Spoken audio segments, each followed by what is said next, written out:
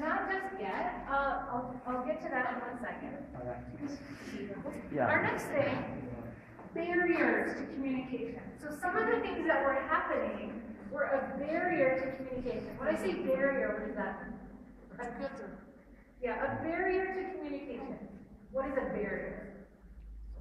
A wall, yeah.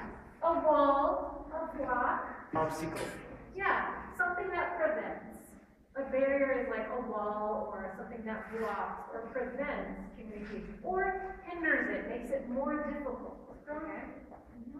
So this is an example of a barrier for communication. They're trying to communicate, but there's a brick wall between them. Some of the things that were in each of the cultures created a barrier for communication because of the cultural background. Language can be a barrier to communication, right? If you don't speak the language, that's a big barrier because you're left with other ways to communicate. What are some other barriers you can think of? What are other things that block our communication? Okay, so maybe differences in color, race, okay? You don't know how to interact with them. What other barriers? Language, difference.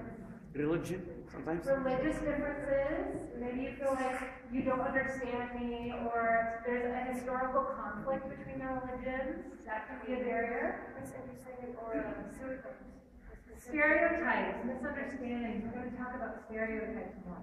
Things you think about the culture before you interact with it. Others? Yeah?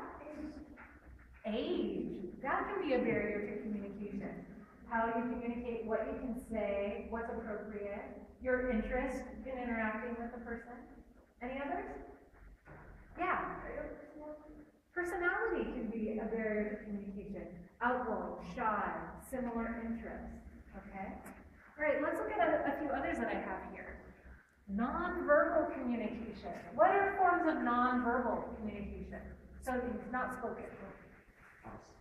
So nonverbal is non-spoken. We talked about some of them.